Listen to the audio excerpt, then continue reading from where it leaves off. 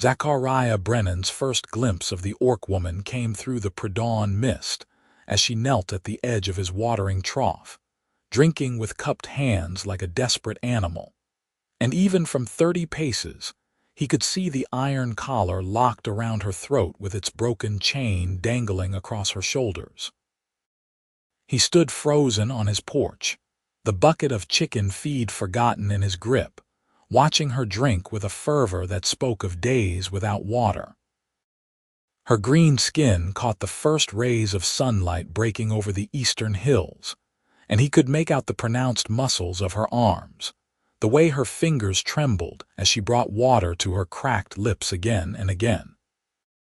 She wore nothing but torn burlap that might have once been a slave's tunic, and her dark hair hung in matted tangles past her shoulders. Zachariah set down the feed bucket carefully, not wanting to startle her. He had lived alone on this frontier homestead for 3 years now, ever since his discharge from the border wars, and he had seen enough of violence and cruelty to last him several lifetimes. The brand on her neck, visible even from this distance as she tilted her head back to drink, told him everything he needed to know about what she had endured.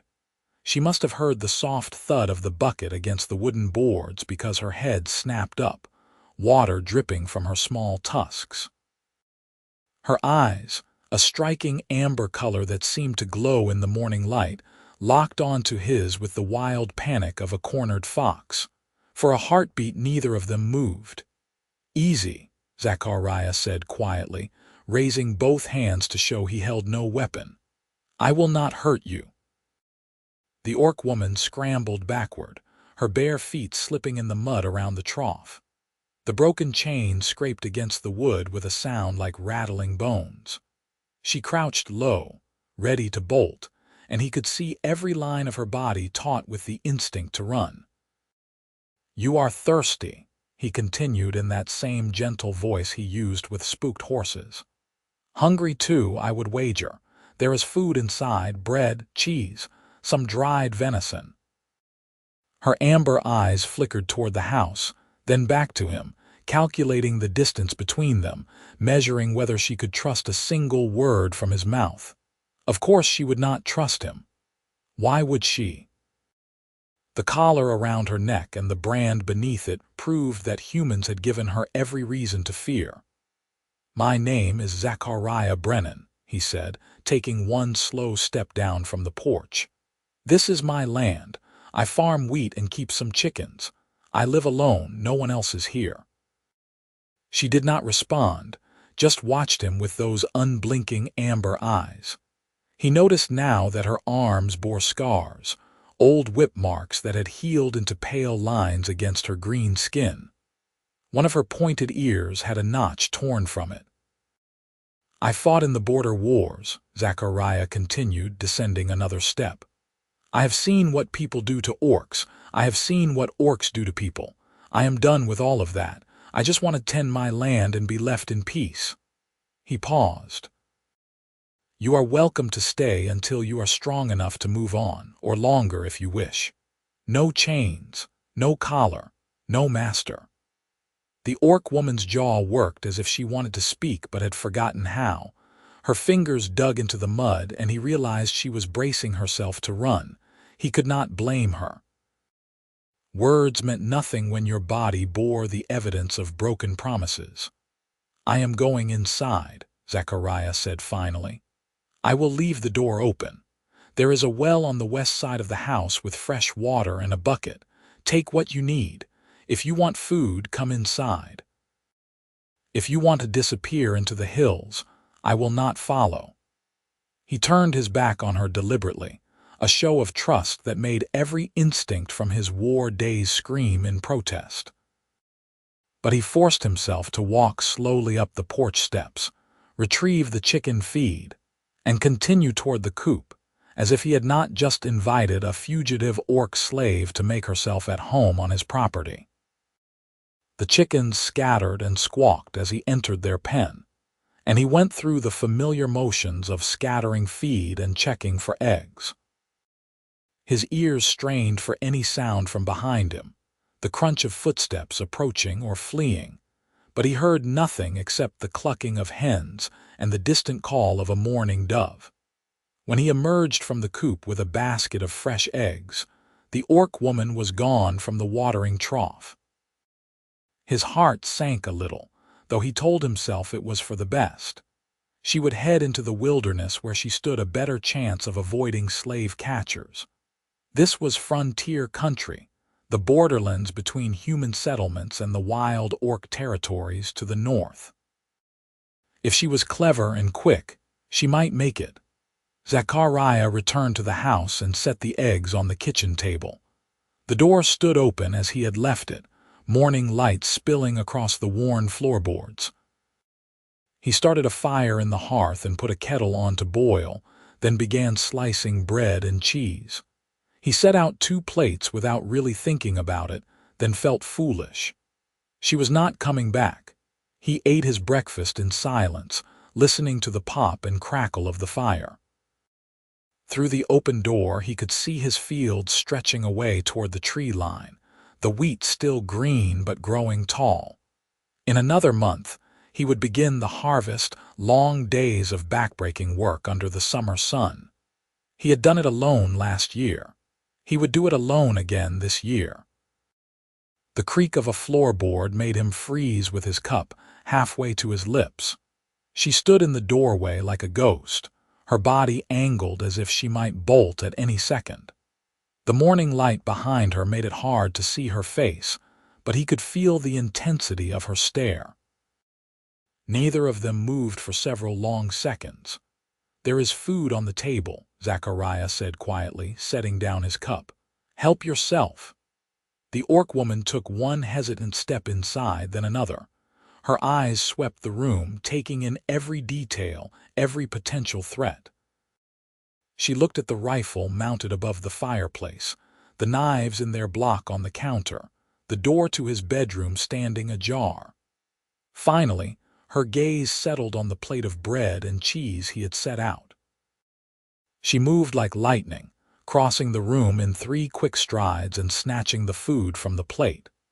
She retreated to the far corner, pressing her back against the wall, and began eating with savage efficiency, tearing into the bread with her teeth and swallowing barely chewed chunks. Zachariah stayed very still, watching her devour the food. When she finished the bread and cheese, she looked at him, then at the dried venison hanging near the hearth. He stood slowly and cut several strips, placing them on the plate and setting it on the floor between them before backing away to his seat. She darted forward, grabbed the plate, and retreated again. The venison disappeared just as quickly as the bread had. He could see her throat working, struggling to swallow too much food too fast after what must have been days or weeks of starvation. "Slow down," he said gently. "You will make yourself sick."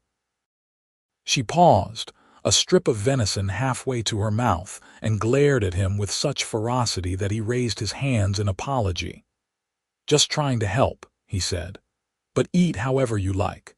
She finished the venison, then set the empty plate on the floor and wiped her mouth with the back of her hand. For the first time, she seemed to really look at him, studying his face as if trying to understand why a human would feed an orc. "What is your name?" Zachariah asked. She did not answer, just kept staring at him with those amber eyes. "You do not have to tell me," he said. "But I would like to call you something other than you or her." Her lips parted, revealing her small tusks, and for a moment he thought she would speak.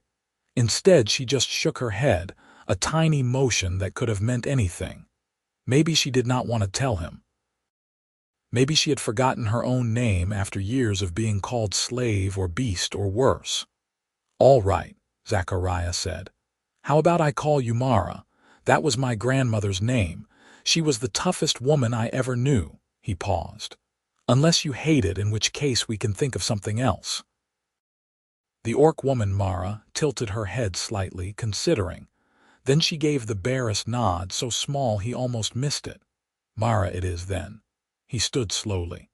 I need to work in the fields today. You are welcome to stay in the house, rest, eat more if you are still hungry.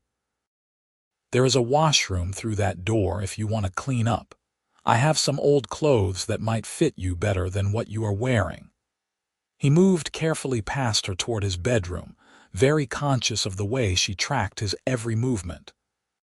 From his wardrobe, he pulled out an old linen shirt and a pair of work trousers that would be far too large for her but better than torn burlap. He set them on the kitchen table.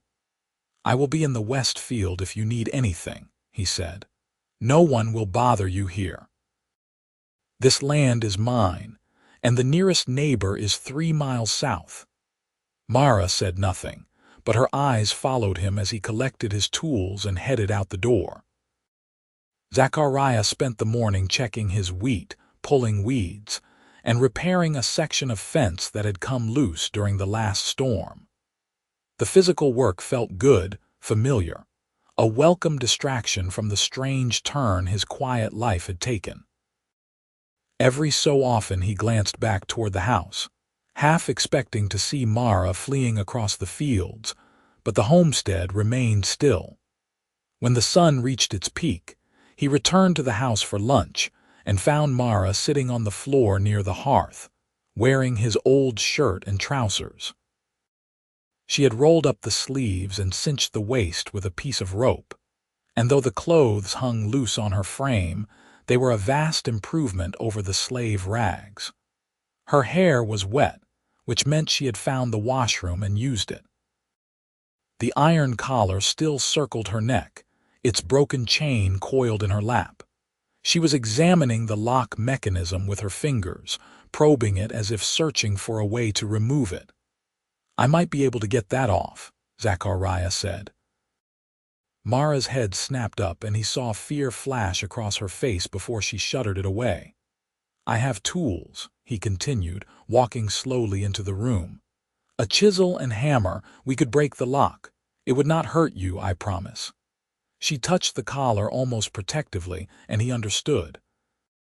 This piece of iron had been part of her for so long that the thought of its removal must feel strange, possibly even dangerous. What if her former master came looking? What if removing it marked her as a runaway more obviously than wearing it, or not? Zachariah said. "It is your choice. But if you ever want it off, just tell me."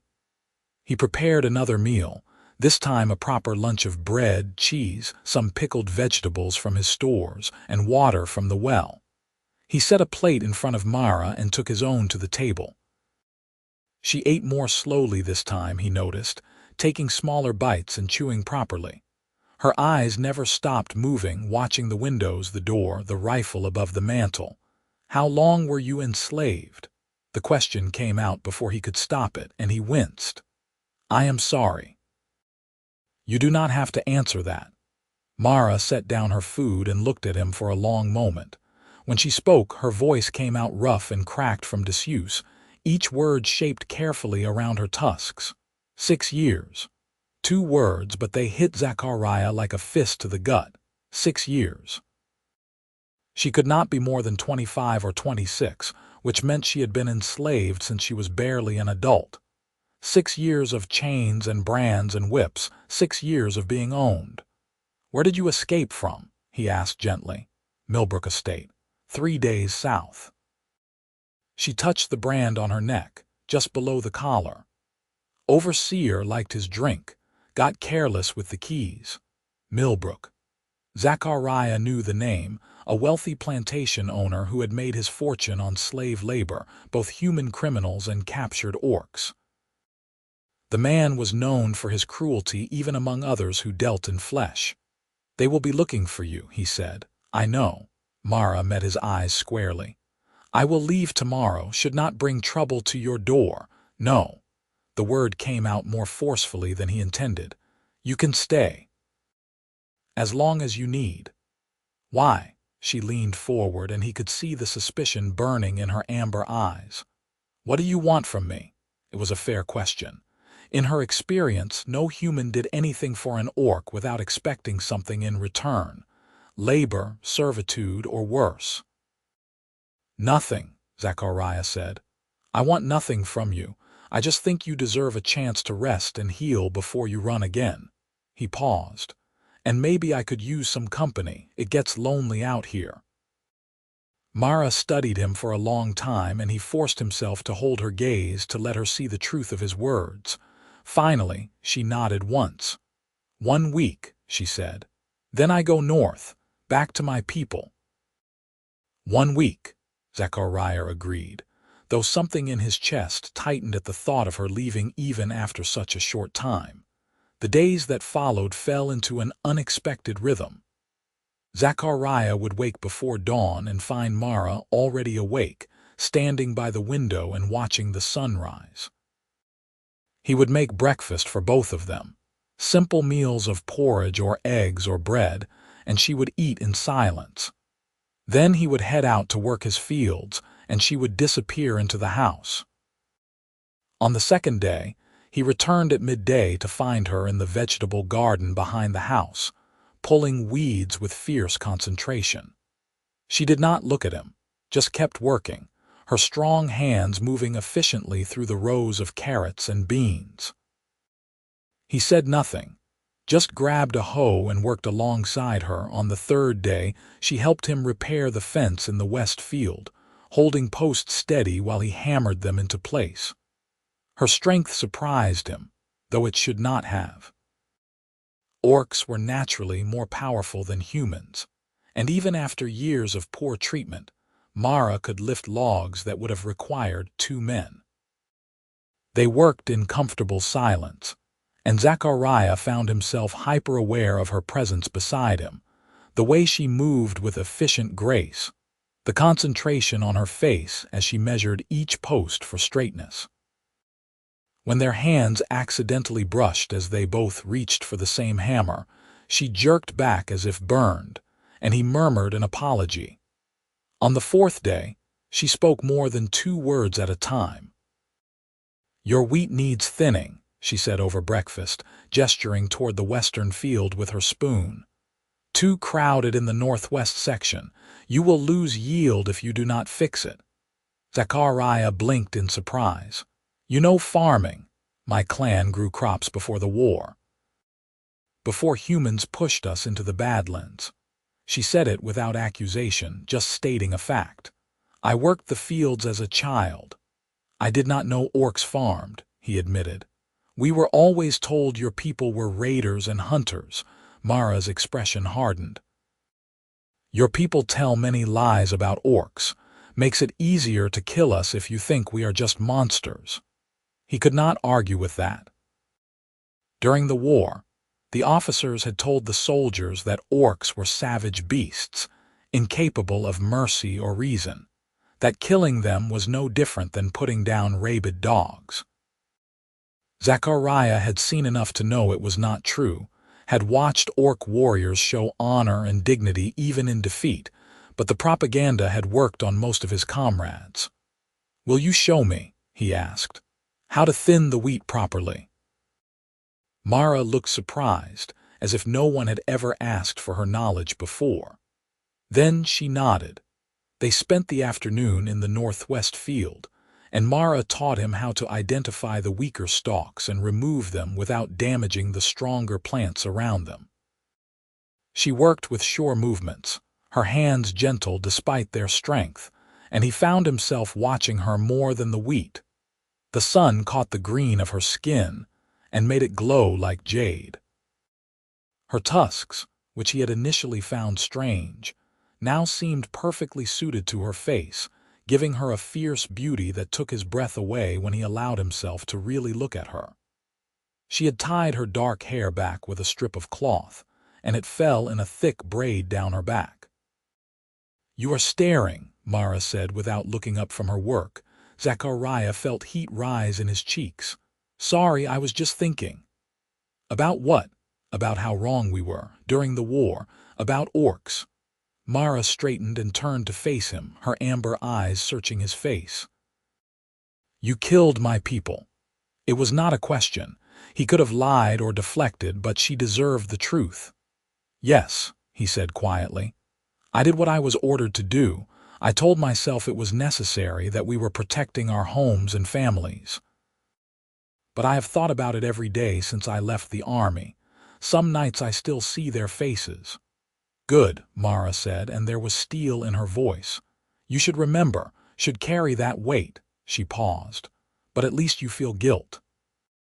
Most humans would not even see us as people enough to regret it. They returned to work, and the silence between them felt heavier now, weighted with the history of violence that stood between their peoples. But Zachariah noticed that Mara did not leave, did not stop teaching him how to care for his crops. It was a small thing, but it felt like forgiveness, or at least the possibility of it. That evening, as they prepared dinner together, Zachariah slicing bread, while Mara stirred a pot of stew she had somehow assembled from his meager stores, he finally worked up the courage to ask about the collar again. I could remove it tonight, he said. The collar, if you want. Mara's hand went to her neck, fingers tracing the iron band. Why does it bother you so much? Because it is a symbol of everything that was done to you. You are free now. You should not have to wear your chains anymore. Am I free? She turned to look at him. I am a runaway slave on human land. If anyone comes here and sees me, they will drag me back in chains. The collar matters less than you think. Then let me remove it as a symbol that here, on this land, you are not a slave. You are a guest, a friend. He swallowed. Please. Something in Mara's expression softened. She touched the collar again, then nodded slowly. After dinner, Zachariah brought out his tools, a small chisel and a hammer. Mara sat very still in a chair near the hearth while he examined the lock mechanism. The collar was thick iron, secured with a heavy lock that had been designed to be permanent. Breaking it off would require careful precision. This is going to be loud, he warned. But I will be careful. I promise I will not hurt you. I trust you, Mara said, and the words seemed to surprise her as much as they surprised him. Zachariah positioned the chisel against the lock and raised the hammer. Mara closed her eyes. He brought the hammer down once, twice, 3 times, and on the 4th strike the lock shattered with a sharp crack. The collar fell away from her neck and clattered to the floor. Mara gasped and immediately brought both hands to her throat, touching the bare skin as if she could not believe the collar was truly gone. Her fingers traced the line where the iron had rested, feeling the indentation it had left after 6 years of constant pressure. When she opened her eyes, they were wet with tears. It is gone, she whispered. It is really gone. Zachariah picked up the broken collar and the chain, walked to the door and threw them as far as he could into the darkness beyond the porch. He heard them land somewhere in the dirt with a satisfying thud. You are free, he said, turning back to her. Truly free, at least here. Mara stood and crossed to the mirror that hung near the washroom door, something Zachariah kept mainly to make sure he did not look like a complete disaster when he occasionally rode into town.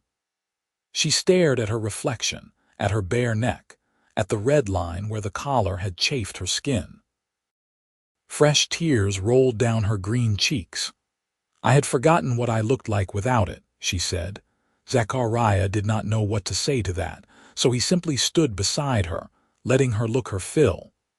After a long moment, she wiped her eyes and turned to him. Thank you, Mara said, and her voice was thick with emotion.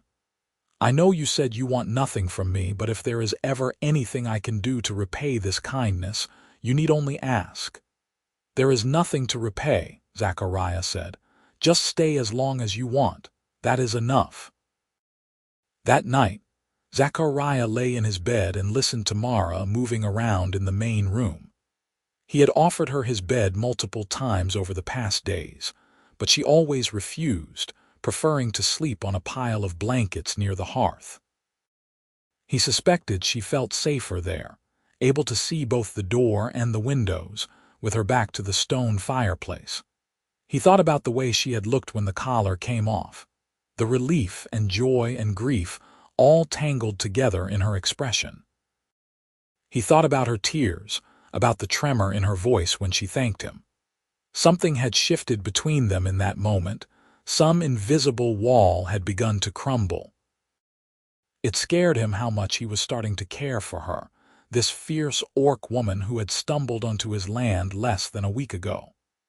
He had no right to these feelings, not given what his people had done to hers, not given the gulf of history and hatred that separated their races.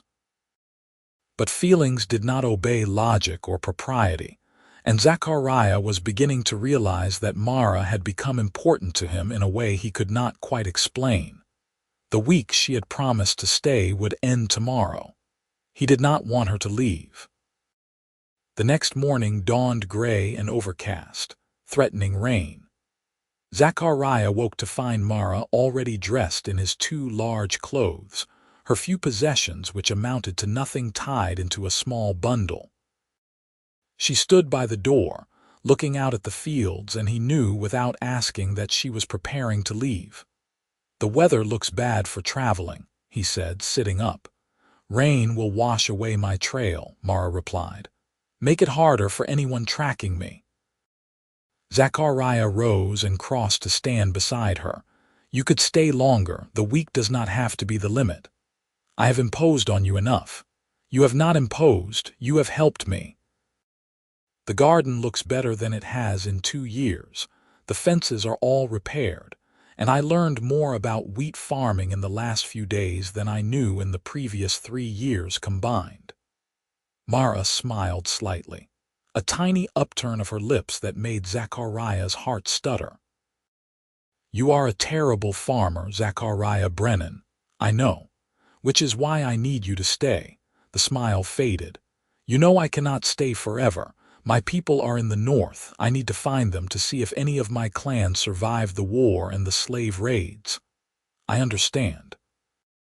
But you could stay through the harvest, just another month or so. The work will go much faster with 2 people, and then you can leave with supplies, food, and water for the journey north. I will even give you one of my horses." Mara turned to look at him fully, her amber eyes searching his face. "Why do you want me to stay so badly?" "Because I am falling in love with you," Zachariah thought, but he could not say that. It was too soon, too impossible, too dangerous for both of them. "Because I enjoy your company," he said instead. "Because the house feels less empty with you in it. Because I think we make a good team. Your neighbors will not like it if they find out you are harboring a runaway orc slave. I have no neighbors close enough to care. And if anyone does come around asking questions, I will say you are my hired hand, a free orc working for wages. It is not common, but it is not illegal."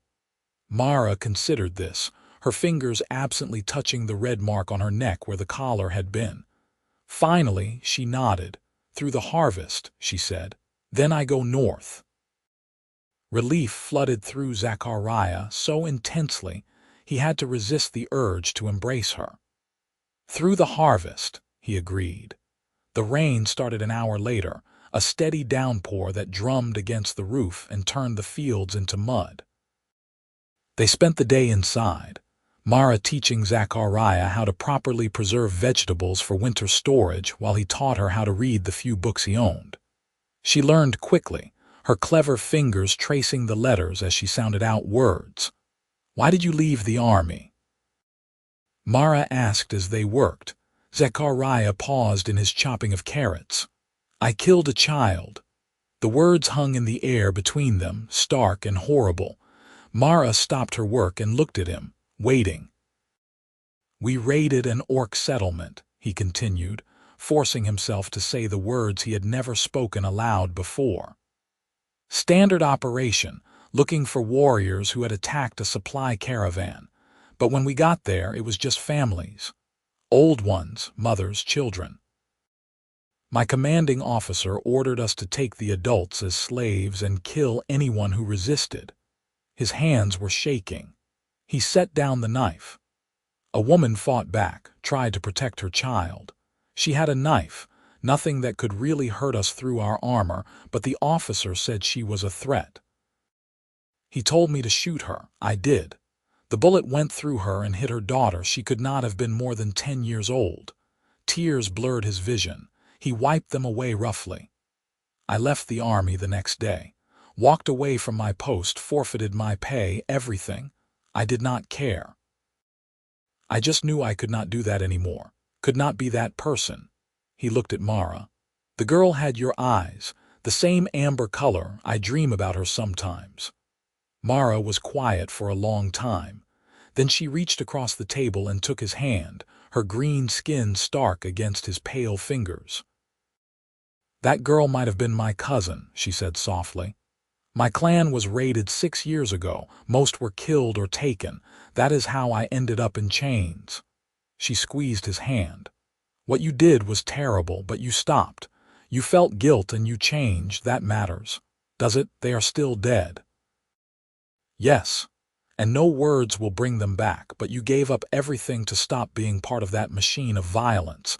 You are trying to be better. She paused. And you freed me. You gave me back my name, my dignity. That girl you killed cannot be saved, but I am here alive because of you.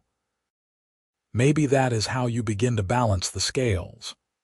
Zachariah had not expected forgiveness, did not think he deserved it, but Mara's words eased something in his chest that had been clenched tight for 3 years.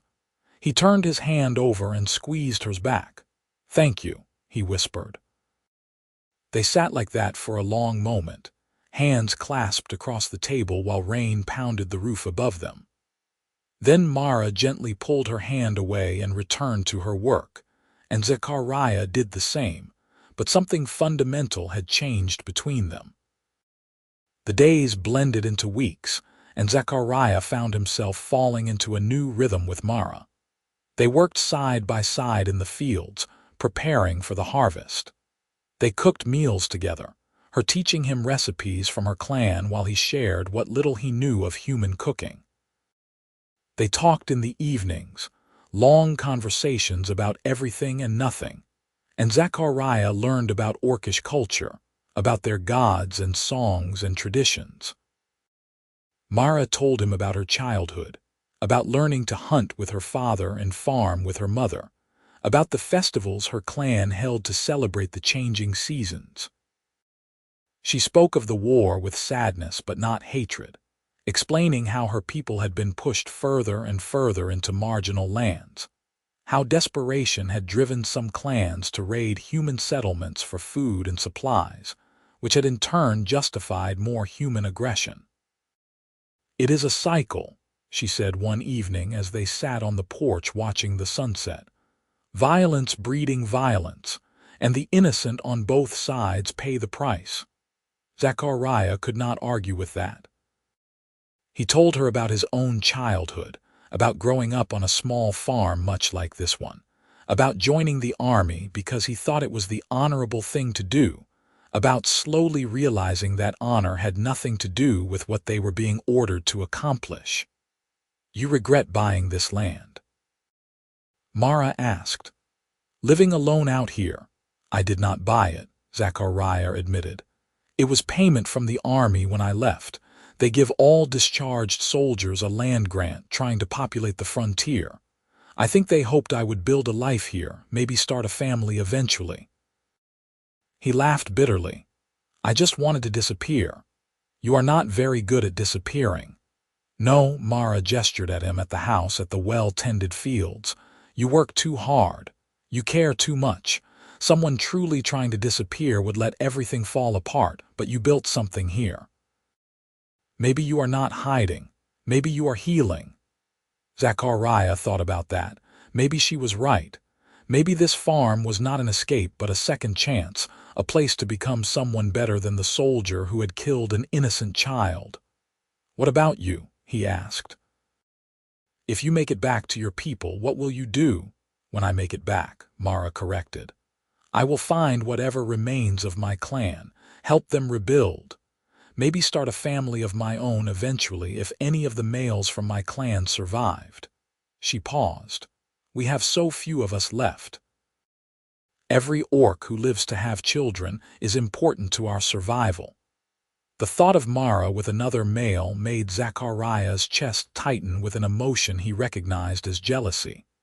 He had no right to that feeling, no claim on her, but it bloomed anyway, fierce and unwanted. "That sounds like a good plan," he said, trying to keep his voice neutral. Mara glanced at him, and he wondered if she could hear the false note in his words. But she said nothing, just returned her gaze to the sunset. The wheat ripened as summer reached its peak, and they began the harvest on a bright morning in late August. It was brutal work, swinging scythes in the hot sun for hours on end, bundling the cut wheat and loading it onto the wagon to be stored in the barn. Mara worked tirelessly, her strength making her worth 3 men, and Zachariah pushed himself to keep pace with her. They fell into bed each night exhausted, too tired for conversation, and rose before dawn to do it all over again. The harvest consumed them entirely for 2 weeks, every waking moment dedicated to bringing in the crop before rain or blight could ruin it. On the final day of the harvest, as the sun set over the last cleared field, they stood together, surveying their work. The barn was full of wheat, enough to sell in town for a good profit and keep Zachariah fed through the winter with plenty left over for seed next spring. "We did it," Zachariah said, feeling a fierce pride in their accomplishment. "You did it," Mara corrected. "This is your land, your crop. I just helped. It would have taken me twice as long alone, probably would have lost half of it to weather." He turned to her. "Thank you, Mara, for everything." She met his eyes, and in the golden light of sunset, her amber eyes seemed to glow from within. "The harvest is done. I should leave soon, before the weather turns cold." Zachariah's heart sank. He had known this was coming, had agreed to it, but the thought of Mara leaving still felt like losing something precious. "Will you at least stay a few more days?" he asked. "Let me put together proper supplies for your journey. You will need food, water skins, warm clothes for when you reach the mountains, and I promised you a horse." 3 days, Mara said. "Then I must go. Every day I stay is another day my former master's men might find me." 3 days, Zachariah agreed, though he knew that when the time came he would try to convince her to stay longer. He was falling in love with her, had probably been falling since the moment she stood in his doorway, desperate and fierce. The thought of her disappearing into the wilderness, of never seeing her again, was almost unbearable. That night, Zachariah could not sleep. He lay in his bed listening to the familiar sounds of Mara settling into her blankets by the hearth, and his mind raced with impossible thoughts. What if she stayed? What if she felt the same way he did? What if they could build a life together here, despite everything that stood against them? He rose quietly and padded out to the main room. Mara was still awake, sitting by the dying fire and staring into the embers. She looked up as he approached. "Cannot sleep?" she asked. "Too much on my mind." Zachariah sat down beside her, keeping a respectful distance. "Mara, I need to tell you something." She turned to face him, and in the firelight her face was all sharp angles and shadows. "What is it?" "I do not want you to leave." Mara's expression tightened. "We agreed, I know what we agreed, but things have changed, at least for me." He took a breath, knowing he was about to cross a line that could not be uncrossed. "I care about you, Mara, more than I should, more than is probably wise. These past weeks with you have been the happiest I have been in years. The thought of you leaving, of never seeing you again, it hurts in a way I cannot explain." Mara stared at him, her amber eyes wide with surprise. "Zachariah, you do not know what you are saying. I am an orc. You are human.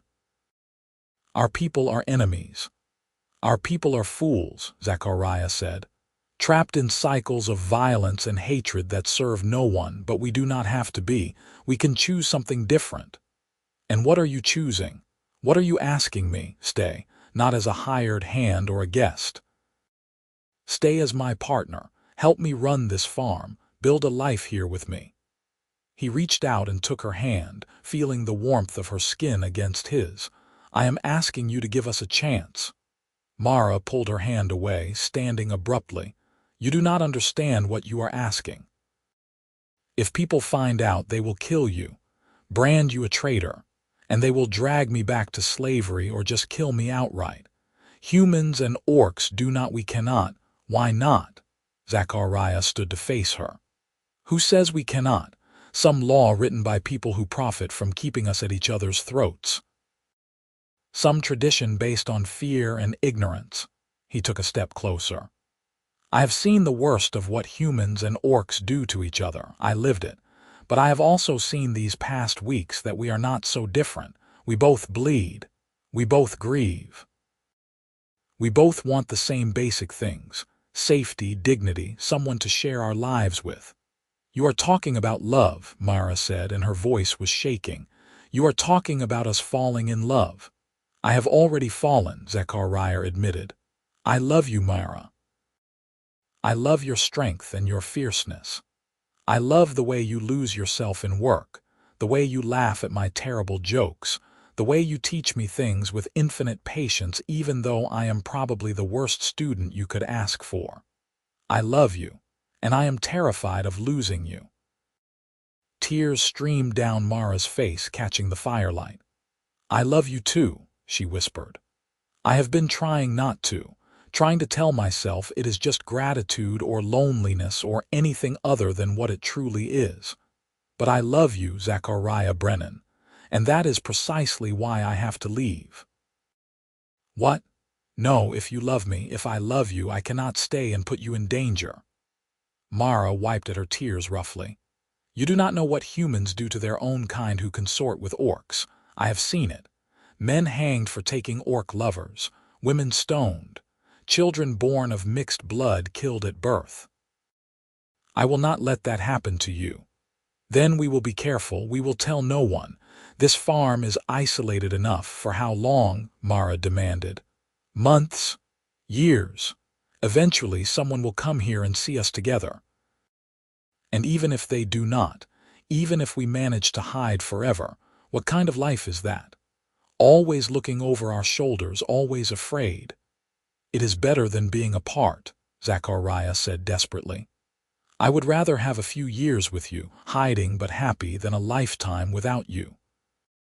Mara closed her eyes, and more tears spilled down her cheeks. Do not make this harder than it already is. Zachariah wanted to argue more, to find the words that would convince her to stay, but he could see the pain in every line of her body. She was trying to protect him, even at the cost of her own happiness. It was the most selfless thing he had ever witnessed, and it made him love her even more. If you truly want to go, I will not stop you, he said quietly. But please, Mara, think about it. Think about whether the danger is worth avoiding if it means losing what we have found together. He returned to his bedroom, leaving her by the fire, and lay awake for hours listening to the sound of her crying in the next room. The next morning was tense and awkward. They worked in near silence, Zachariah gathering supplies for Mara's journey while she checked and rechecked her borrowed traveling clothes. He assembled a pack with food, water skins, flint and steel, a knife, a warm cloak, and a small pouch of coins. Not much, but enough to get her by if she needed to trade. He also prepared his gentlest horse, a brown mare named Clover who had a calm temperament and steady gait. Mara refused to accept the horse at first, saying it was too much, but Zachariah insisted. You will need her to cross the Badlands, he said. It is a long journey on foot and you will be vulnerable. Take her, please. Mara finally agreed, stroking the mare's nose gently. I will take good care of her. I know you will. They spent the second day preparing more supplies, both of them moving around the unspoken tension between them. Zachariah caught Mara watching him several times, her expression unreadable, but every time he tried to talk to her, she found an excuse to be somewhere else. On the third morning, Mara stood by the door with her pack and her horse, ready to leave. The sun had not yet risen, and the world was caught in that gray space between night and day. Zachariah handed her the reins of the horse and stepped back, giving her space. "Thank you," Mara said, her voice thick with emotion. "For everything. For feeding me, freeing me, treating me like a person. I will never forget your kindness." "It was not kindness," Zachariah said. "It was just what any decent person should do. Then there are precious few decent people in this world." Mara touched the red mark on her neck where the collar had been. "You gave me back myself. That is a gift I can never repay. I do not want repayment, I just want you to be safe and happy." Mara stepped forward suddenly and cupped his face with her hands. Before Zachariah could react, she kissed him, a brief, fierce press of her lips against his. He felt the brush of her small tusks against his skin, tasted the salt of her tears. Then she pulled away, mounted the horse in one smooth motion, and kicked her into a gallop. Zachariah watched her ride north across his fields toward the tree line, her dark hair streaming behind her like a banner. She did not look back. When she disappeared into the forest, Zachariah sank down on the porch steps and put his head in his hands. The farm felt hollow without her presence, the house too quiet, the fields too empty. He had known her for less than 2 months, but she had become essential to him in a way he could not fully articulate. He forced himself to get up, to do his chores, to feed the chickens and check the barn and prepare meals he barely touched.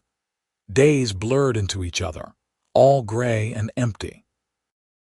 He went through the motions of living, but the joy had drained out of everything. A week after Mara left, Zachariah was working on repairing the chicken coop when he heard the sound of horses approaching. His first thought was that Mara had come back, and his heart leaped with hope. But when he looked up, he saw 3 riders cresting the hill from the south, and none of them was Mara. They were slave hunters. He knew it instantly from their clothing and the cruel set of their faces. 2 human men and 1 woman, all armed with rifles and whips. They rode up to his property line and stopped, surveying his farm with calculating eyes. "Help you with something?" Zachariah called out, trying to keep his voice level. The lead rider, a grizzled man with a scar across his jaw, urged his horse forward. "We are looking for a runaway. Orc female, mid-20s, green skin and dark hair. She escaped from Millbrook Estate about 2 months back. You seen anything like that?" Zachariah's blood ran cold, but he forced his expression to remain neutral. "No, I have not seen any orcs around here, just me and my farm." The woman rider frowned. "You work this land alone. That is a lot of acreage for one man. I manage." The scarred man dismounted and walked closer, looking around the property with sharp eyes. Zachariah fought the urge to reach for the rifle he had left leaning against the porch. Any sign of aggression would make them suspicious. "Funny thing," the man said. "We tracked her this direction. Trail went cold around here, but we found traces. Footprints near your well. Orc-sized. Could have been from before I bought this land," Zachariah said. "Orcs roam through the frontier all the time." "True enough." The man walked over to the chicken coop, peering inside. "But you have been doing a lot of work around here. Fences repaired, garden looking mighty healthy. Seems like a lot for one man to accomplish in a short time." "I have been working hard." The third rider, a younger man with cruel eyes, pointed at something near the porch. "That looks like a woman's work, though. The way them vegetables are arranged all neat-like. You got yourself a wife we do not know about." "No wife, just me." The scarred man turned back to Zachariah, and his expression was calculating. "If you are hiding her, that is a crime. Aiding and abetting a runaway slave. We could have the sheriff out here, turn over your whole property looking for evidence." "Search all you want," Zachariah said, praying they would not find any of Mara's things that she might have left behind. "You will not find anything because I am telling you the truth. I have not seen your runaway orc." The slave hunters conferred among themselves in low voices, and Zachariah's heart pounded so hard he thought they must be able to hear it. Finally, the scarred man mounted his horse again. "We will be keeping an eye on this area," he said. "If we find out you have been lying, things will go very badly for you. There is a reward for her return, 1,000 gold pieces, but the penalty for hiding her is 20 years in prison and forfeiture of all property." "Understood," Zachariah said. The slave hunters rode off, heading north into the forest, following the direction Mara had gone a week earlier. Zachariah watched them disappear, then rushed into the house and grabbed his rifle. He threw supplies into a pack, saddled his remaining horse, a big gelding named Thunder, and set off after them at a hard gallop. He had to find Mara before they did. Zachariah pushed Thunder hard, following the slave hunters' tracks through the forest. They were moving quickly, clearly confident they were closing in on their quarry. His mind raced with terrible images of what would happen if they caught Mara. Best case, she would be dragged back to Millbrook Estate and her bondage. Worst case, they would kill her outright for the trouble she had caused. He could not let either of those things happen. The sun was setting when he finally caught sight of the slave hunters through the trees. They had stopped in a clearing and were examining the ground, following tracks only they could see. Zachariah dismounted and crept closer on foot, using the underbrush for cover. "Trail is fresh," he heard the scarred man say. "She is close, probably holed up in one of the caves near the ridge." "We should wait until morning," the woman said. "Cornering an orc in a cave at night is a good way to get killed." "We do it now," the scarred man insisted. "She might move on at dawn, and we have already lost enough time on this one." They mounted up and rode toward the ridge, and Zachariah followed at a safe distance. His hands were shaking. He had not held a weapon with intent to use it since he left the army, had sworn never to take another life. But if these slave hunters tried to take Mara, he would do whatever was necessary to stop them. The ridge was a rocky outcropping that jutted up from the forest floor, honeycombed with small caves. The slave hunters dismounted and began searching the cave entrances one by one, calling out insults and threats meant to flush Mara from hiding. Zachariah circled around to the opposite side of the ridge, praying he would find Mara before they did. He checked 3 caves and found them empty, his panic growing with each second. Then in the 4th cave he saw her. Mara was pressed against the back wall, holding a sharp rock as a weapon. Her eyes widened when she saw him, then narrowed with anger. "What are you doing here?" she hissed. "Saving you," Zachariah whispered back. "Slave hunters came to my farm. They are here now searching the caves." As if to confirm his words, they heard the scarred man's voice echo through the ridge. "We know you are here, orc. Come out peaceful and we will go easy on you." Mara's grip tightened on her rock. "Go home, Zachariah. You cannot be found with me." "I am not leaving you," he grabbed her hand. "There is a back way out of this cave system. I hunted here as a boy when my family visited relatives in the area. If we move quickly, we can get out before they find this entrance. If they catch us together, then we will deal with it together. Now come on." Mara hesitated for only a second, then nodded. They moved deeper into the cave, and Zachariah led her through a narrow passage that opened onto the other side of the ridge. They emerged into the twilight and ran for the trees. Keeping low behind them, they heard shouts as the slave hunters discovered the cave Mara had been hiding in. The sounds of pursuit followed quickly after. "They are coming," Mara panted as they ran. "They will catch us." "Not if we split up. You take thunder and ride hard for the northern mountains. I will lead them away. No, I will not let you sacrifice yourself for me. It is not a sacrifice if I choose it freely." Zachariah stopped and gripped her shoulders. "Mara, I love you. Let me do this. Get to your people. Live your life. Be free." Tears streamed down her face. "I cannot lose you. You will not. I am good at surviving. I will find a way out of this, and when things settle down, I will come find you." He kissed her fiercely. "But you have to go. Now." Before Mara could argue further, Zachariah whistled for thunder. The big horse came crashing through the underbrush, and Zachariah practically threw Mara into the saddle. "Ride!" he shouted, slapping Thunder's rump. The horse bolted, carrying Mara away into the darkening forest. Zachariah watched just long enough to make sure she was clear. Then he ran in the opposite direction, making as much noise as possible to draw the slave hunters' attention. It worked.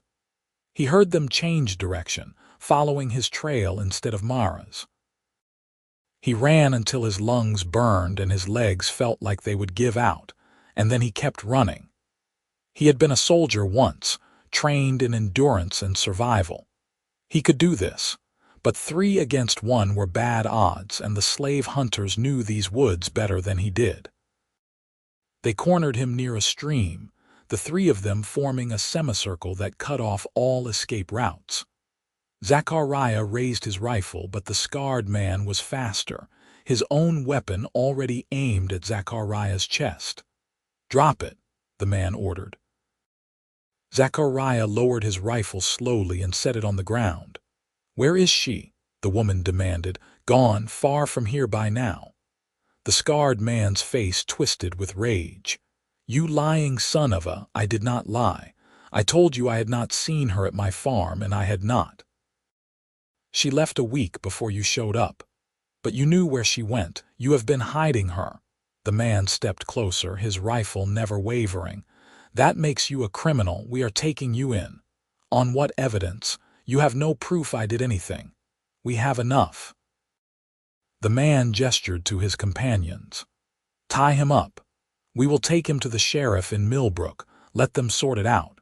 Even if they cannot make the charges stick, it will teach other orc lovers to think twice before helping runaways." The younger man approached with rope, and Zachariah considered fighting, but 3 rifles against his bare hands were impossible odds. He allowed himself to be tied, his mind racing for a way out of this situation. They marched him back to where their horses were tethered and threw him over the back of one like a sack of grain. As they rode south, Zachariah focused on the fact that Mara had escaped, that she was riding north toward freedom. Whatever happened to him did not matter as long as she was safe. The journey to Millbrook took 2 days. They kept Zachariah tied and gave him minimal food and water, treating him with the casual cruelty of people who saw him as already condemned. When they finally arrived at the estate, Zachariah was hauled before the overseer, a massive man with dead eyes and scarred knuckles. "So you are the one who helped my property escape," the overseer said, walking around Zachariah in a slow circle. "That orc cost me a lot of money. 6 years of investment, gone because some fool farmer thought he could play hero." "She is not property," Zachariah said. "She is a person."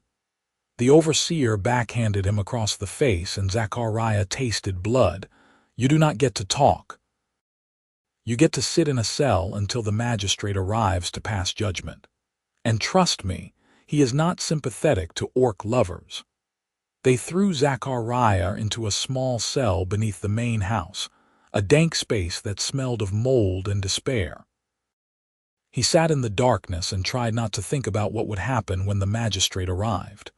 20 years in prison, forfeiture of his land, his life, everything he had built destroyed, but Mara was free. That had to be enough. Days passed, maybe a week. Zachariah lost track in the darkness. They fed him occasionally, gave him water when they remembered. His body ached from sitting on cold stone, and fever dreams began to blur the edges of his consciousness. Then one night, he woke to the sound of screaming. It came from above, from the main house, the sound of men shouting in alarm and fear. Zachariah struggled to his feet and pressed his ear to the door of his cell. He could hear the clash of weapons, the thud of bodies hitting the floor, and underneath it all, a roar that could only have come from an orc's throat. The sounds grew closer, and then someone was at his cell door. The lock shattered with a single powerful blow, and the door swung open to reveal Mara standing in the corridor, covered in blood and breathing hard. She held a sword in one hand, taken from one of the guards she had presumably killed. "Mara," Zachariah croaked. "What are you? You are supposed to be safe," Mara cut him off. "In the mountains with my people. You think I could go there knowing you had been captured because of me?" She sheathed the sword and crossed to him, cutting his bonds with a knife. "I told you I loved you. That means I do not leave you to rot in a cell, but the risk is worth it." Mara pulled him to his feet. "Can you walk?" "I think so." "Good, because we need to move fast. I killed most of the guards, but the overseer got away. He will bring reinforcements." They moved through the corridors of the estate, stepping over bodies of guards who had gotten in Mara's way. Zachariah should have been horrified, but all he felt was awe at her ferocity, her willingness to fight through an entire estate to rescue him. They emerged into the night air, and Mara led him to where two horses waited, Thunder and Clover both. "I came back for your horse after I escaped. Thought we might need him. You planned this." "I planned to kill everyone who hurt you and burn this place to the ground." Mara swung onto Thunder. "But we can save the burning for another day. Right now, we ride." They galloped into the night, leaving Millbrook Estate behind. Zachariah could hear pursuit starting behind them, but Mara knew the terrain and led them on paths that would be hard to follow in the dark. They rode until dawn, putting as much distance as possible between themselves and their pursuers. When the sun rose, they stopped near a stream to rest the horses and catch their breath. Zachariah slid from his saddle, and immediately his legs gave out. Mara caught him before he hit the ground. "You are hurt," she said, concern flooding her voice. "Just weak. They did not feed me much." He looked up at her, at the blood splattered across her green skin and the fierce determination in her amber eyes. "You came back for me." "Of course I did. Did you really think I would abandon you?" "I told you to go, to be free." "I am free." Mara cupped his face gently. "But freedom means nothing if I cannot share it with the person I love. You risked everything for me. I could do no less for you." Zachariah pulled her down and kissed her, tasting blood and sweat and love. When they finally broke apart, he rested his forehead against hers. "We can never go back to my farm," he said. "They know who I am now. They will be watching." "Then we go north," Mara said. "To my people. It will not be easy. Orcs do not trust humans any more than humans trust orcs. But they will accept you because you are with me. We can build a new life there. Together, together." Mara smiled, and it transformed her face, chasing away the shadows of pain and slavery. Always together. They rested for a few hours, then continued north, riding hard for the mountains. Behind them, Zachariah knew, there would be consequences. The overseer would report what had happened, and there would be a price on both their heads. They would be fugitives, hunted by both human and orc law for their forbidden love. But as they rode through the wilderness with the mountains growing larger on the horizon, Zachariah found he did not care. He had Mara, fierce and beautiful and free. They had each other. Everything else was just details. The journey north took 3 weeks of hard traveling, skirting human settlements and avoiding patrols. They lived off the land, Mara's hunting skills keeping them fed, while Zachariah's knowledge of edible plants supplemented their diet. Every night they made camp and held each other close, finding comfort and warmth in each other's arms. They talked about everything and nothing, making plans for their future while acknowledging the uncertainty that lay ahead. Mara told him more about her people, preparing him for what to expect when they reached the orc territories. She warned him that he would face suspicion and possibly hostility, that some orcs would never accept a human in their midst. "I can handle suspicion," Zachariah said. "I have faced worse." "Have you faced an entire clan of orcs who blame your people for the deaths of their families?" Mara asked pointedly. "No," he admitted, "but I have you beside me. That has to count for something." "It counts for a lot, but be prepared for it to be hard." She traced patterns on his chest as they lay beneath the stars. "Some of my people will call me traitor for loving a human. They will say I have forgotten my clan, dishonored the dead.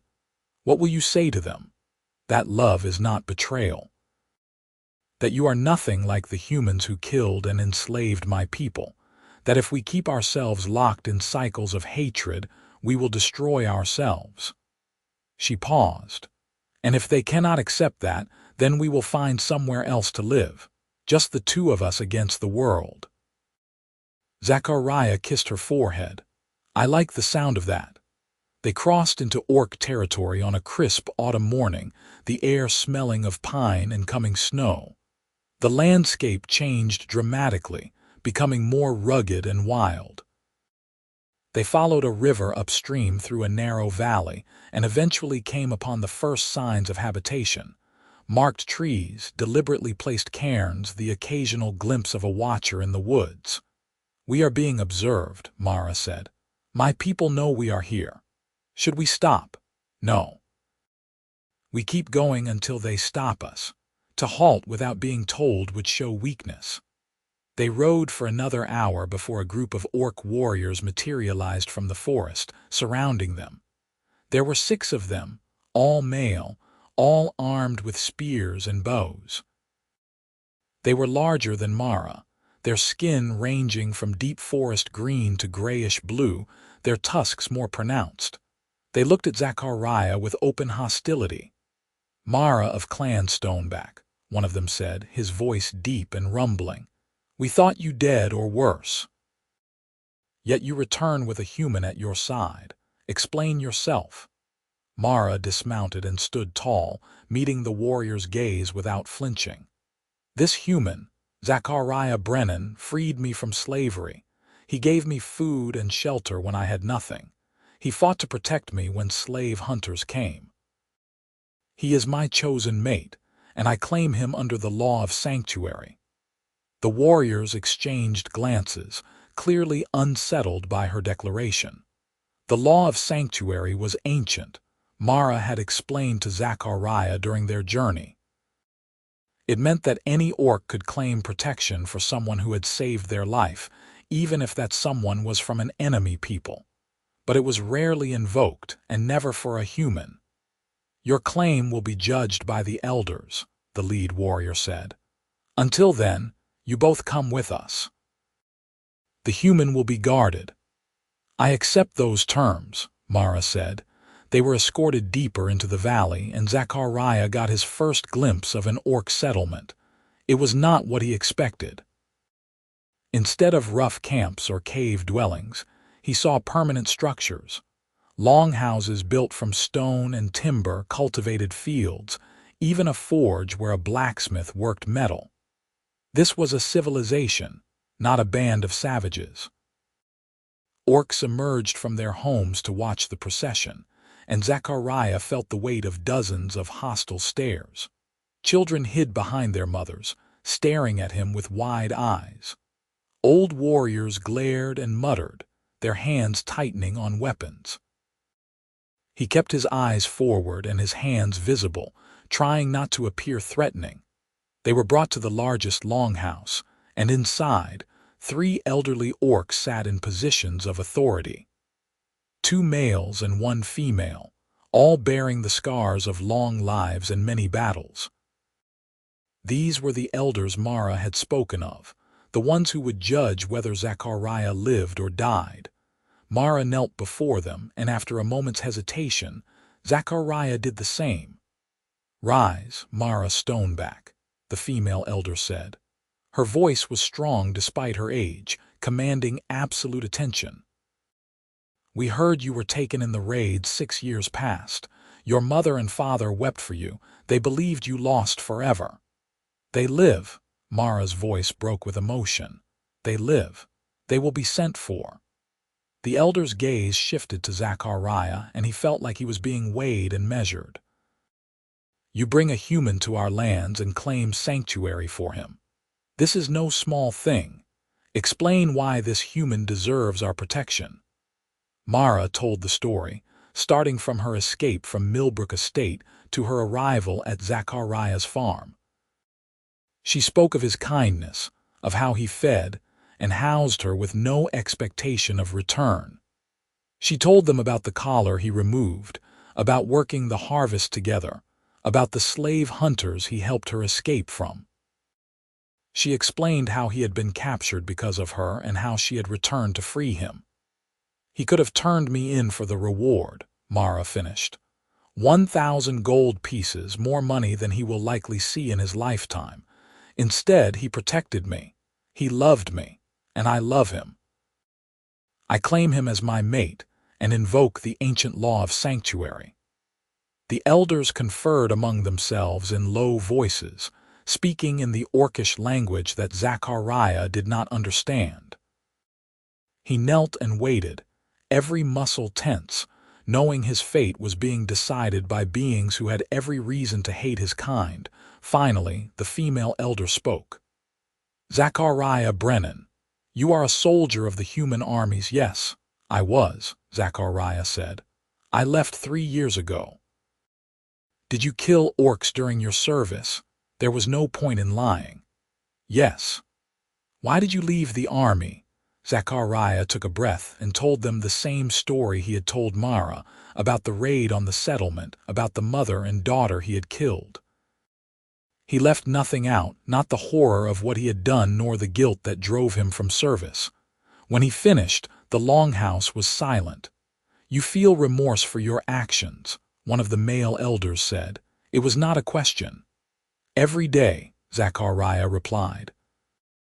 "Remorse does not bring back the dead." "No, it does not. And I do not ask for forgiveness. I know I do not deserve it, but I am trying to be better than I was, to live a life that honors those I failed to protect." The female elder studied him for a long moment, then nodded slowly. "Your honesty speaks well of you, human. You could have lied, but you did not. That takes courage." She turned to Mara. "Do you truly wish to bind yourself to this human, to take him as your mate, knowing the challenges you will face, both from his people and yours?" "I do," Mara said without hesitation. "Then we will honor your claim of sanctuary. Zachariah Brennan will be permitted to live among us under your protection and responsibility. But know this, he will be watched.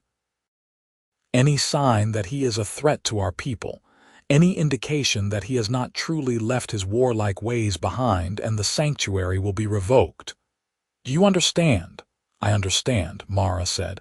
"And you, human, do you accept these terms?" "I do," Zachariah said. "Then it is decided." The elder stood. "Mara Stoneback, your parents will be overjoyed to see you alive. Go to them. Welcome your mate to our clan, and may your love prove strong enough to bridge the hatred between our peoples." They were dismissed, and Mara led Zachariah out of the longhouse. The moment they were outside, she was swept up in the arms of 2 older orcs, a male and female who could only be her parents. They wept and held her, speaking rapidly in Orcish, and Mara wept with them. Zachariah stood back, giving them space for their reunion. After several minutes, Mara pulled away and gestured for him to come closer. "Mother, father, this is Zachariah," she said, switching to the common tongue. "My mate. Her parents looked at him with expressions that mixed gratitude and deep uncertainty. Her father, a massive orc with graying hair and prominent tusks, stepped forward and clasped Zachariah's forearm in a warrior's grip. "You freed my daughter," he said in heavily accented common tongue. "For that you have my thanks. For everything else." He trailed off, clearly struggling to find words that could encompass the complexity of the situation. "I understand," Zachariah said. "I am a stranger here, an enemy by the standards of war. I do not expect trust or friendship. I only ask for the chance to prove that I am worthy of your daughter's love." Mara's mother, smaller than her husband but no less formidable, touched Zachariah's face gently. "She loves you, that I can see, and Mara has always been the wisest of our children. If she sees something in you worth loving, then I will trust her judgment." Her expression hardened slightly. "But if you hurt her, no law of sanctuary will save you from me." "Understood," Zachariah said. They were given a small house on the edge of the settlement, a stone structure with a thatched roof and a fireplace. It was modest but comfortable, and after weeks of sleeping on the ground, even a simple bed felt like luxury. That night, as they lay together in their new home, Mara traced the lines of Zachariah's face with her fingers. "Are you afraid?" she asked. "Terrified," he admitted. "Everyone here has a reason to hate me. I am living among people whose families I might have killed during the war. They will come to know you as I do, to see that you are a good man trying to atone for past mistakes. And if they do not, then we leave. Find somewhere new, somewhere we can be together without the weight of our people's histories crushing us." She kissed him softly. "But I think they will come around. Orcs value actions over words. You will show them through your deeds that you belong here." Zachariah hoped she was right. The following weeks were the most challenging of Zachariah's life. He woke each morning to suspicious stares and muttered comments in Orcish that he suspected were not complimentary. He worked alongside the other orcs in the fields and workshops, trying to prove his worth, but many refused to work with him, leaving him to labor alone. The children were the worst. They had been taught that humans were monsters, and they threw rocks at him when the adults were not looking, called him names in Orcish that made Mara's face go tight with anger. Zachariah endured it all without complaint, knowing that any retaliation would only confirm their prejudices. But slowly, grudgingly, some orcs began to soften toward him. It started with a warrior named Trough, a massive male who had lost an arm in the war. He approached Zachariah one day while he was repairing a fence alone. "You were a soldier," Trough said. "Yes. You know how to fight." "Yes." Trough studied him with one eye, the other having been scarred shut. "Some of our young warriors need training. They have never faced human tactics, and if the wars come again, they will die quickly. I am one-armed. I cannot teach them what they need to know." He paused. "But you could." Zachariah understood what Trough was offering, a chance to contribute something valuable to the clan, to use his dark past for a constructive purpose. It was also a test. "I will teach them," Zachariah said, "but only defensive tactics, how to protect themselves and their homes. I will not train them to be raiders or conquerors." "That is acceptable," Trough nodded. "Meet me at the training grounds tomorrow at dawn." The training session started with 3 young warriors, all skeptical and hostile. But Zachariah was patient, demonstrating techniques for defending against human weapons and formations, showing them how human soldiers thought and fought. He spoke honestly about the weaknesses in human tactics, the ways that orcs' natural strength and ferocity could be used effectively. After a week, 5 more warriors joined the training. After 2 weeks, there were 15. They began to respect him, not as a human, but as a teacher who was giving them knowledge that might save their lives someday. Mara watched these developments with pride, and slowly her clan began to see Zachariah as something other than an enemy. He was still an outsider, still strange and different, but he was proving himself useful, dedicated, and honorable. Winter came to the valley, bringing snow and long dark nights. Zachariah and Mara's little house became a refuge, a warm space where they could be together away from the scrutiny of the clan. They talked about their future, about the children they might have someday, about building a life that honored both of their heritages. "Our children will be half orc, half human," Mara said one snowy evening, her head resting on Zachariah's chest. "They will belong fully to neither world." "Then we will teach them to make their own world," Zachariah said, "one where such divisions do not matter." "That is a beautiful dream." "It is not a dream. It is a goal, and we have already started building it, you and I." By the time spring arrived, Zachariah had earned a place in the clan, tentative and conditional but real nonetheless. He was no longer the human but Zachariah, or sometimes Mara's mate. The children stopped throwing rocks and started asking him questions about human towns and customs. The elders nodded to him when he passed. On the first warm day of spring, Mara took Zachariah to a high meadow above the settlement where wildflowers were beginning to bloom. They stood together looking out over the valley, watching smoke rise from the chimneys of the longhouses below. "I have been thinking," Mara said. "In Orcish tradition, mates exchange marks, tattoos or scars that show they belong to each other." She touched the brand on her neck, the mark of slavery that she would carry forever. "I have a mark that tells a story of pain. I would like one that tells a story of love." "What kind of mark?" Zachariah asked. "Matching tattoos, something that binds us together symbolically." She smiled. "In your human traditions, you exchange rings, yes. This would be similar but more permanent." "I love that idea." They returned to the settlement and sought out the clan's tattoo artist, an old female orc named Greta who had been marking warriors and brides for 60 years. She listened to what they wanted and nodded thoughtfully. "I will design something that honors both your peoples," she said. "Come back in 3 days." When they returned, Greta showed them her design. 2 trees with intertwined roots, one oak and one pine, different but supporting each other. It was simple but powerful, a perfect representation of what they were building together.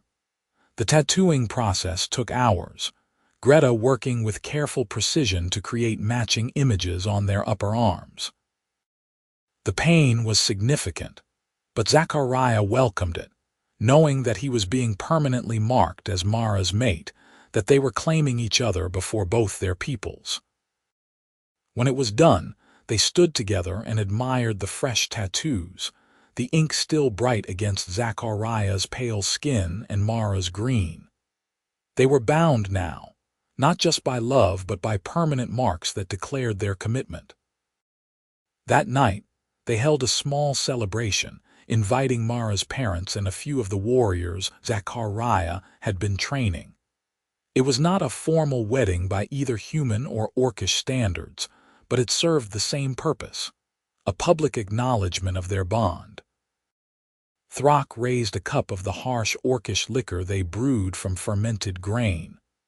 "To Mara and Zachariah," he said in his deep voice, "may your love be as strong as your courage."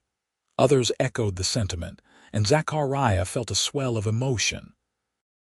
These orcs, who had every reason to reject him, were accepting him into their community. It was not perfect, not complete, but it was real. As the celebration wound down and guests departed, Mara's mother pulled Zachariah aside. "I see how you look at my daughter," she said quietly. "Like she is the most precious thing in the world. That is good, that is how it should be." She paused. "But I also see how you look at the valley, at our people. You are making this your home, truly. That takes courage most humans do not have." "I want to belong here," Zachariah said. Not just for Mara, but for myself. I want to be part of something better than what I left behind. Then keep doing what you have been doing. Keep showing us that humans can be trusted, that peace between our peoples is possible." She smiled, her tusks catching the firelight. "And give me grandchildren. I have waited long enough," Zachariah laughed. "We will work on that." The years that followed were not easy, but they were good. Zachariah continued training warriors, and his reputation spread to other orc clans in the region. He became known as the human who teaches, a oddity but a respected one. He and Mara worked a small farm on the edge of the settlement, growing crops and raising animals, their life together a testament to the possibility of peace between their peoples. They had their first child, a daughter, 2 years after arriving in the valley. She had green-tinged skin, softer than a full orc but more prominent than a human's, and tiny tusks that emerged when she was 6 months old. They named her Alara, and she became the darling of the settlement, proof that human and orc could create something beautiful together. A son followed 2 years later, then another daughter. Each child was unique, bearing traits of both their parents, and each was raised to honor both their heritages. Zachariah taught them about human history and culture, while Mara taught them orcish traditions and language. They grew up belonging fully to both worlds and neither, just as Zachariah and Mara had planned. Other orcs began to look at Zachariah and Mara's family as a model, proof that the old hatreds did not have to define the future. A few other mixed couples formed, human refugees who had fled persecution finding acceptance among orcs who were willing to give them a chance. It was not perfect. There were still those in both communities who condemned such unions, who saw them as betrayals of racial purity or cultural identity. But slowly, gradually, the world was changing. The war between humans and orcs continued in some regions, but in others, peace was taking root.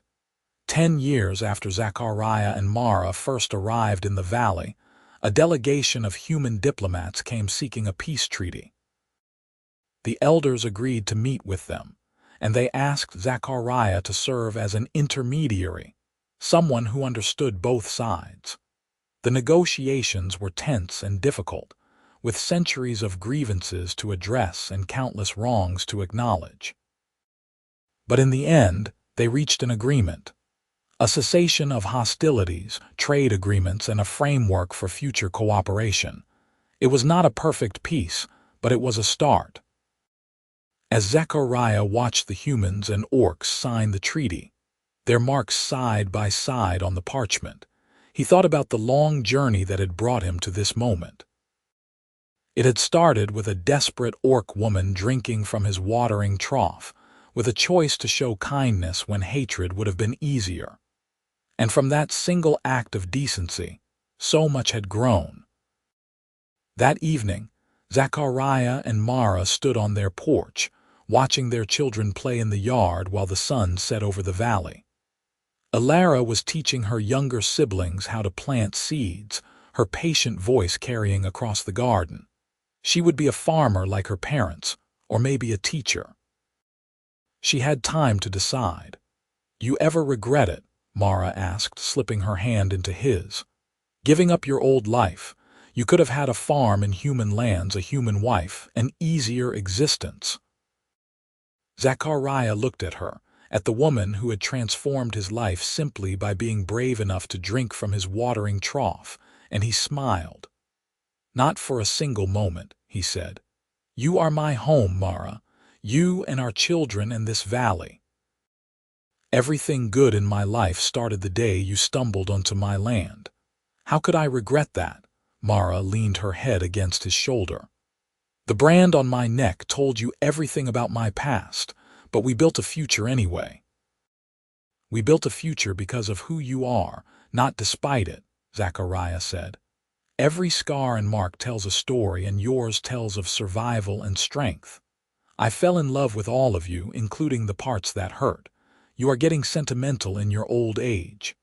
I am 36. That is not old. For a human, it is practically ancient, Mara teased. Zachariah pulled her close and kissed her, and their children made exaggerated sounds of disgust from the yard, which only made them laugh. This was his life now: laughter and love, family and purpose.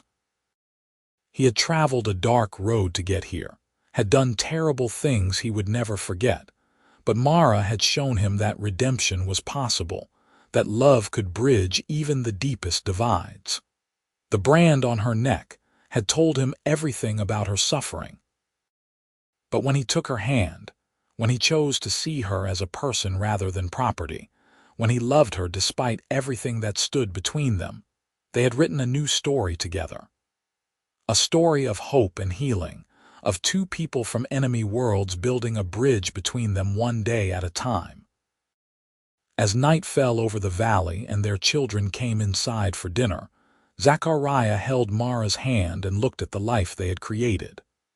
The farm was thriving, their children were healthy, and the peace treaty would open new possibilities for the future. It was everything he had never dared to dream of, and it had all started with a single choice to be kind to a stranger. The brand on her neck had told him everything about where she had been. But taking her hand, choosing to walk beside her despite all the reasons not to, that had told him everything about where they would go together. And looking at her now, at the fierce, beautiful, incredible woman who had become his partner in every sense of the word, Zachariah knew that every step of their difficult journey had been worth it. They went inside together, hand in hand, as the stars began to emerge in the darkening sky. Behind them, the world was changing, slowly but surely, shaped by people willing to choose love over hatred, hope over despair. And in a small house on the edge of an orc settlement, a human man and an orc woman gathered their half-orc children for dinner, their laughter ringing out into the night like a promise of better days to come.